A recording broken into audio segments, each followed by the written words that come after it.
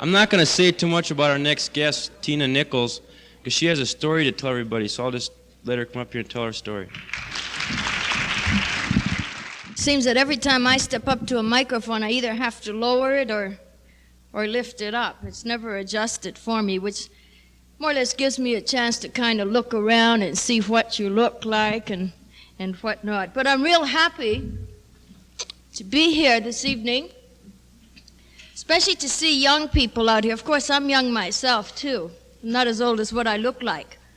But mainly, to speak to you about being on drugs and what it's like to be a junkie, a dope fiend, drug addict, a hype, call it what you want. Being addicted to heroin for 13 long years, I led a life of prisons, a life of hospitals, a life of back alleys, a life on the rooftops, and a life in the gutters.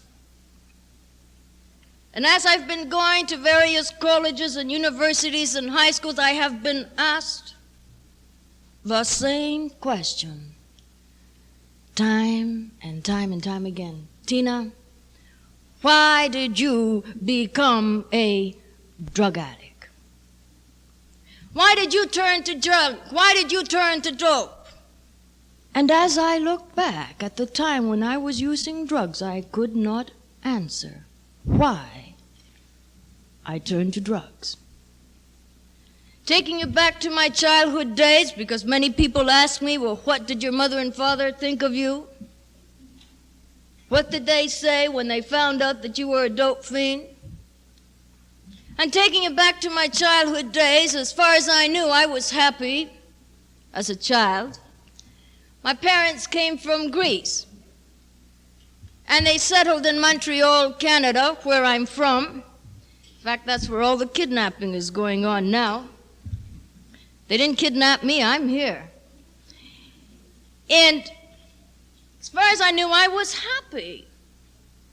As a teenager, I was involved in athletics. I lived the life of an athlete.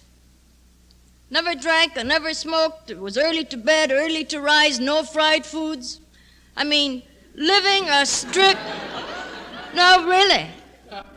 Isn't that something? Right in a gymnasium, too. But living a strict athlete's life. I'm not jostling you. This was true. And at the age of 15, I received a gold medal for winning the championship for track throughout Canada. And I was invited to sign the Golden Book with the mayor of Montreal, Canada. Now, perhaps you being Americans do not recognize what this Golden Book is. Just to give you a brief summary of what it is. The Golden Book is in the city of Montreal, the mayor's cabinet, and all distinguished guests.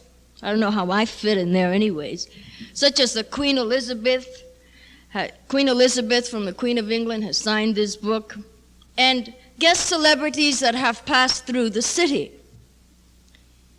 And, you know, even with popularity on my side, let me tell you, there was something missing in my life. There was an emptiness there. And I left school and I became a secretary. Now, you know, I hated being a secretary. And there's such a saying that says that faults are thick when love is thin. And so I hated being a secretary, I began to find all kind of fault with my job. Found fault with the desk. Found fault with the typewriter. Found fault with the pencil sharpener. I said, well, man, they don't even make good erasers around this joint. Because I was not happy. And so I quit my job as an office worker. As a matter of fact, I went from one job to another. I think in a period of 6 months, I must have worked in 20 places, searching for peace and contentment. And so this one particular day, a thought came to me. Being I came from a musical background, my dad was a musician, my mom was a singer, my cousin's a singer, my brother was an acrobatic dancer. they were all in show business at one time. And so I decided to become a supper club singer, not knowing at the time that because of this emptiness within me, that this was going to lead me to 13 years of mainline heroin addiction, and that I was actually beginning to enter the lower depths of my personal hell. Now, because I wanted to be a part of the in crowd, I wanted to belong, I began to drink and I began to smoke. But you know, the following mornings I would wake up with hangovers and headaches. And I began to think one day, well, Tina, how sociable can you really get? My mother came to me this one particular day and asked me if I drank. I looked at her square in the eye. You would have thought that I was an angel that just descended from heaven. And I said, no, Ma, I don't drink. I only take a social drink. She kind of frowned her eyebrows and scratched her head and put her hands in her apron pocket and took a step backwards and said, well, why is it that you keep waking up with hangovers every morning? I said, well, Ma, that's the kind of social drinking I do. Well, you know, I got in with the in crowd, but what they couldn't tell me was how I could get out. Now, I do not blame my friends, and I mean this sincerely, for becoming a drug addict. I do not blame that show business for me becoming a drug addict. No one twisted my arm to take anything. It wasn't long before I was introduced to pills, the barbiturates and the amphetamines. I had pills to put me to sleep and pills to wake me up. And oftentimes I would take the wake-up pills and the sleeping pills and put them both together, and my head would actually go both ways at once. But again, nobody twisted my arm to take those pills. I wanted to belong. I wanted adventure. I wanted thrills. I wanted to be a part of the in crowd, and because I wanted to be a part of them, I had to conform to what they were doing. It wasn't long before a friend came to me, told me that they had some marijuana, that they were going to turn me on.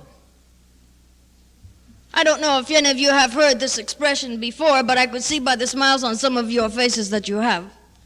But for those of you who haven't heard this expression before, to get turned on means that you get something for nothing. Being it was for free. Being I was curious.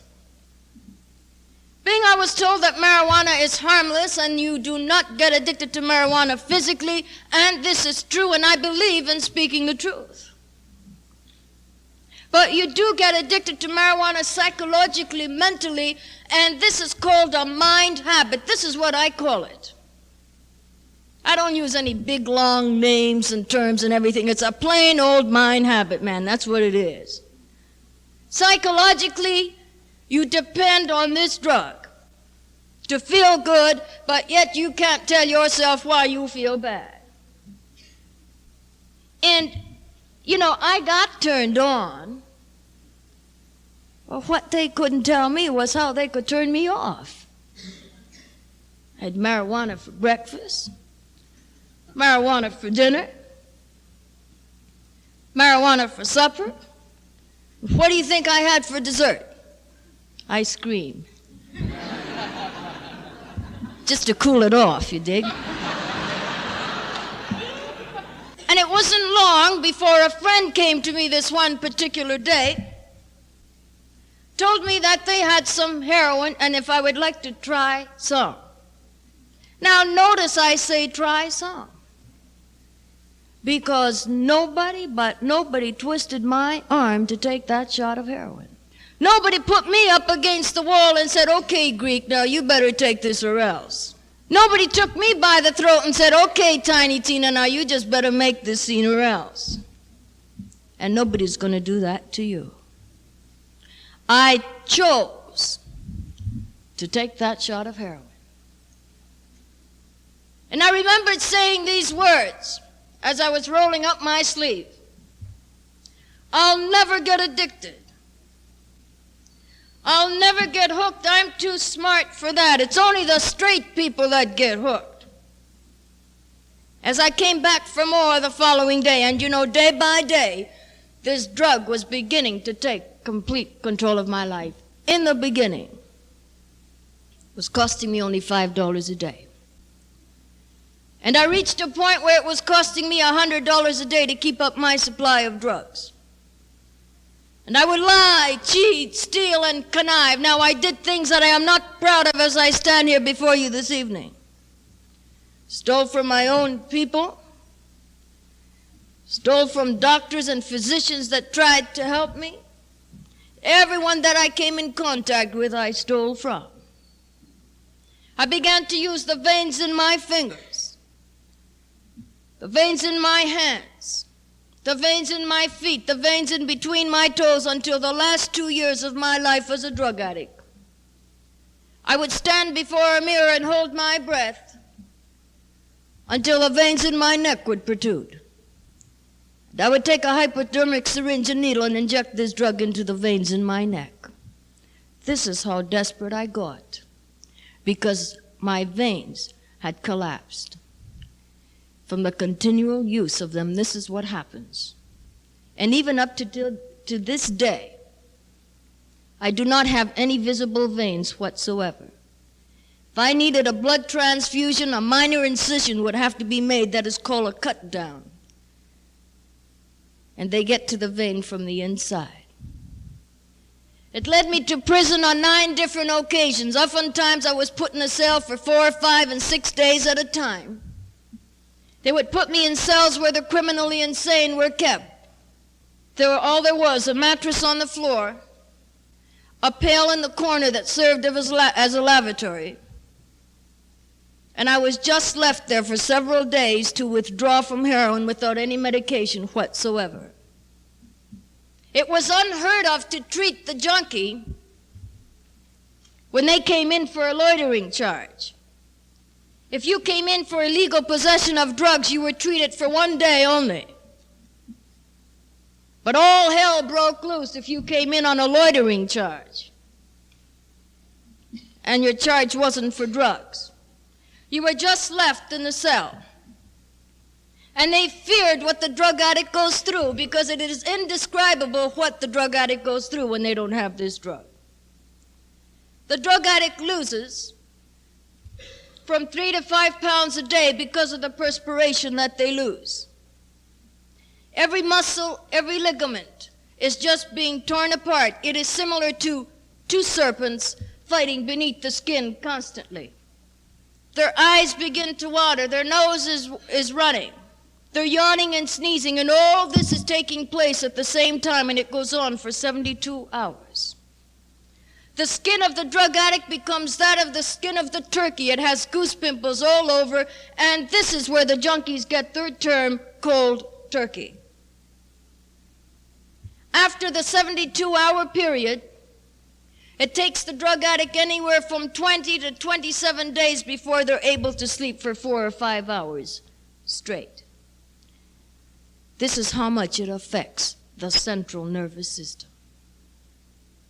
On one occasion, I came before the judge. I was about to receive a 3-year term, and I received a 2-year suspended sentence where I had to report every 2 months, and every 2 months when I reported, I was high. Here I am, Judge. Straight, can't you tell? Another occasion, I came before the judge again, and he just threw his arms up in the air, and he said, "Not you again." And I received a 6-month term for a cure. Now, after spending 6 months in jail, physically I was cured. I was healed. I no longer needed this drug. And I remember telling the kids in my cell block, "Man, no more junk for me. No more dope for me. I'm fed up with drugs. I was never happy as a junkie, and all of my friends that are drug addicts are not happy." I had all intentions of staying off this drug. But you know, the day that I was released from prison, it was only 2 hours after that I was injecting this drug right back into my veins again. And this happened because I had a mind habit. Physically, I was cured. Physically, I no longer needed this drug, but even after 6 months, my mind was still craving for this drug. I still had a mind habit. And to explain to you more clearly what a mind habit is like, it's the same as plain cigarette smoking. You take the cigarette smoker now, his physical body does not require the cigarette. But when one finishes a meal, they reach for a cigarette. When one is having a beverage, they reach for a cigarette. Now when the kids have free mods and recess, whatever you call it, they reach for cigarettes. Their physical body does not require it. But yet they reach for that cigarette, and this is what a mind habit is. It sent me to hospitals on 31 occasions, and I had 8 operations all due to drugs that formed from dirty needles, abscesses, kidney operation, abscesses that would form because the drug addict does not have time to be sterilizing hypodermic syringes and needles. Everything is done so quick. And the most beautiful, excuse me, I've been talking too much lately. The most beautiful thing about it is, let's say a person comes into your pad, into your house to do up, to fix, to inject, and they have some blood disease or something, and you loan them their syringe, and they say, well, I'm going to give you a taste too, baby. You go ahead and take some. And you draw it up, and you use the same syringe, although you kind of just squished it through some water just to make sure it's a bit clean anyways, but you'll pick up that disease. That's not beautiful, is it? But this is what happens. And on one occasion when I was in the hospital for 21 days, they had both my arms and legs strapped to the hospital bedpost. I've been called a tigress and I've been called a maniac. Oftentimes I'd be put in locked wards of hospitals. The last time I went through the window and they never seen me again. I jumped through the second story, filed the screen and picked the lock and got my clothes where they were locked up. All I had was a bathrobe and pajamas, and they had me in that outfit for 6 weeks. And any time I wanted to light a cigarette, I had to call the nurse to give me a light. So these are the kinds of wards that they would put me in. On one occasion, I overheard the doctor tell my mother this one particular day that he didn't know where to begin and he didn't know where to start because it was all a mystery. And that I wasn't the girl that she brought into this world, he told my mother, and that I had died the day I stuck that needle in my arm. You know, when I heard these words, I began to wander the streets and these thoughts were coming through my mind. And I said, I wonder, is this true, what they say, that once a drug addict, always a drug addict? And why is it I can't stay off dope? Why is it I keep turning to dope all the time? I wanted to be free, I wanted to be cured, I wanted to be healed, and I couldn't find an answer anywhere, and so I tried suicide, I tried death. I was found unconscious by the side of the road and was taken to the hospital once again. And for 32 hours I hovered between life and death. You know, when I began to regain consciousness as I lay upon my hospital bed, I began to look back. And I said, man, 13 years have gone by. I didn't remember a Christmas. I hadn't remembered a New Year's. I hadn't even remembered my birthday. And I began to think of 9 friends that I lost. In the space of 2 years, due to overdoses of drugs, they died. One was found in a closet. Another one was found in a bathtub. Another one that was in a track team with me. She had some teeth extracted and she rented a room. She rented a motel room, thinking that she would be nice and quiet that night. The doctor had given her some codeine for any pain, and she had some heroin and mixed the two together. She never woke up. Another girl that was attacked by the RCMPs, they're like your feds out here. And that's what they call them, don't they out here, feds? I'm pretty hip, around this scene. I kind of get to know who's who, you know, and what they call them in the States and what they call them in Canada. Oh, you were up there, huh? Okay. Well, anyways, and they had blackjacked her in the back of her legs. She couldn't walk for 8 months. Finally, she needed an operation. It wasn't for her legs, though. She needed an operation and went to the hospital, and she didn't tell the hospital authorities that she was a heroin addict. And an hour before she was going in to be operated on, she got up out of bed, went into the laboratory, and took a shot of heroin. And when they took her up to the operating room and gave her some sodium pentothal to put her to sleep, that was it. She died right there. And I began to think of all these kids. And you know, the strangest thing happened. I began to cry. For the first time in 13 years, I began to cry, and I was kicked around in the gutters. I had been strapped to hospital bedposts and thrown into jail cells, and the RCMPs had almost strangled me to death one day in the back of a taxi. They thought I was carrying narcotics in my mouth, and they had me by the throat and were telling me to spit it out and spit it out. My face had turned blue, and I couldn't swallow for 8 weeks. I'd never cried. I became hard.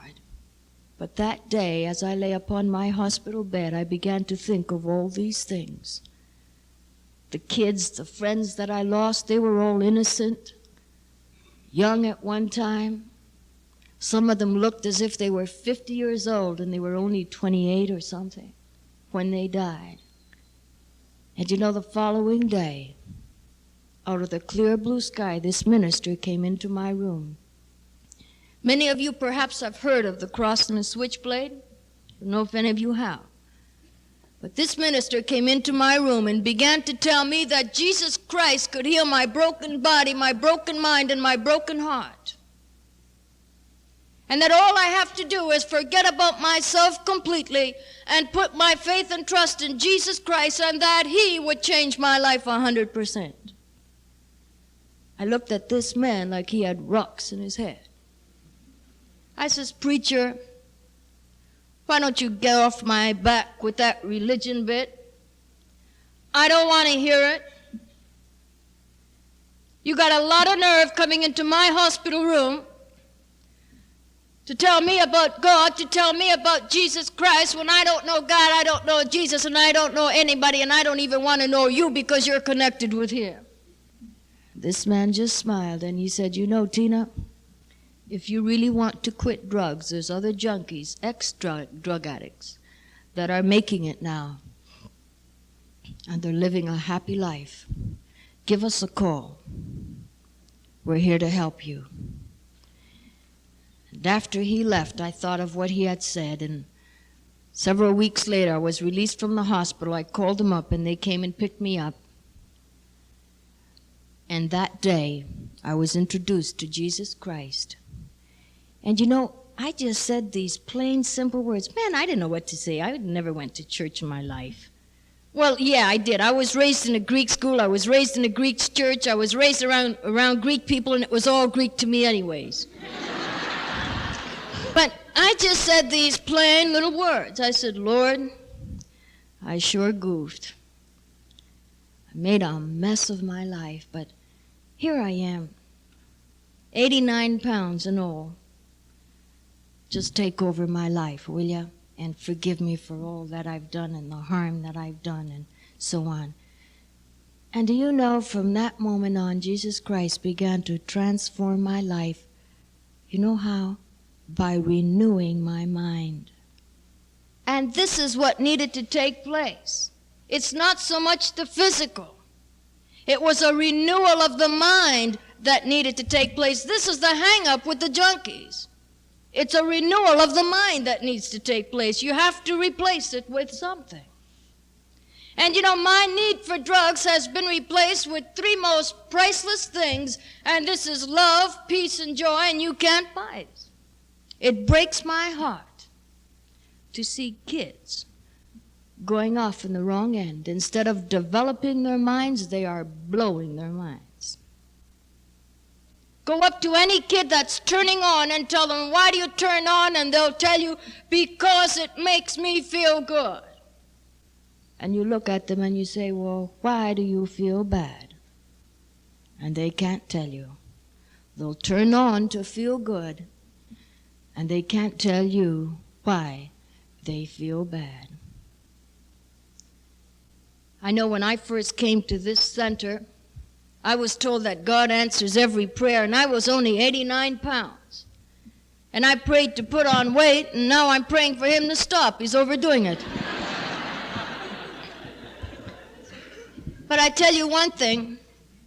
I was in Canada just recently. I came across a little kid. I happened to be in a Catholic rectory at the time. I came across a little kid that was sitting in the Catholic church, and she was sniffing. So I didn't say anything, but then she came over to me, and we started talking, and I brought her over to my house, gave her some food to eat, and she was from the detention home. And she said to me, you know, Tina, she says, I know you're straight. I could see you're straight, but I could see that you're happy too. From a 14-year-old kid. And so, life is not drugs. It's what you make it. And my great concern is that parents and students would choose a meaningful life. On a TV interview, I was asked the question, do I think if they should legalize marijuana? And I said, first of all, you cannot legislate morality. Whether they legalize marijuana or not, it will be there. It grows wild, man, don't you know? My great concern is that they would choose a meaningful life. This is my great concern. I'm going to sing a song in closing. Time is going on, and maybe perhaps while we have questions and answers, if you want me to talk about any experiences that I've had with other drug addicts, some that I've been on LSD trips and so on. I'm with Compassion Incorporated in New Brighton, and this is a counseling center for drug addicts. And we counsel with them and place them in various homes. And so far, we've had about 9 altogether that have been off drugs now and are doing tremendously well. But I'm going to try to sing a song, okay? Okay. Nobody agreed. Oh, you guys. Yeah, thanks. My comrade from Canada. He just gave me the okay. This is a song I wrote when Judy Garland died. It was said that she was married 5 times. And she was never loved.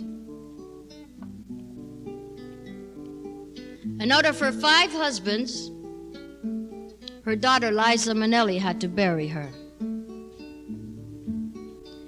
And you know, Mickey Rooney said, I hope she found peace over the rainbow. The birds to sing, and with his hand he put a rainbow in my heart. I didn't know it was the Lord that made the skies above. I didn't know that there was hope over the rainbow up above. And he will come, yes, he'll come someday and take me to my home above. And with his angels he'll guide me beyond the clouds and over the rainbow of love.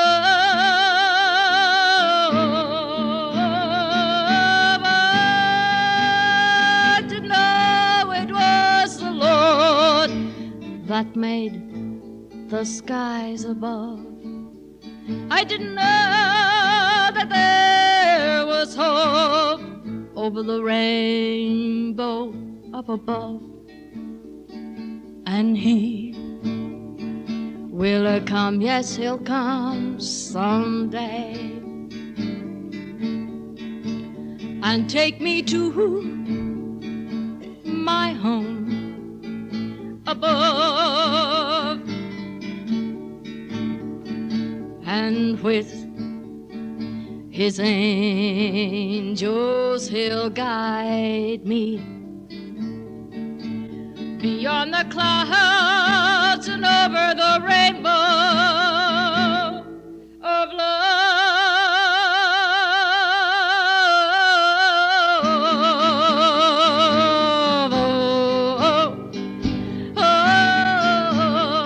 He put a rainbow in my heart.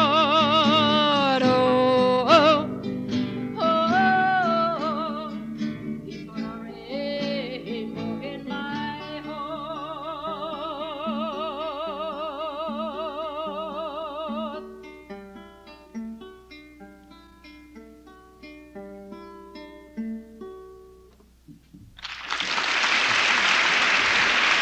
They're free. You've all been just a great bunch, and I'll see you later. You're not going to go away, huh? I wish I could meet each one of you personally, but feel free to come up and talk to me, will you?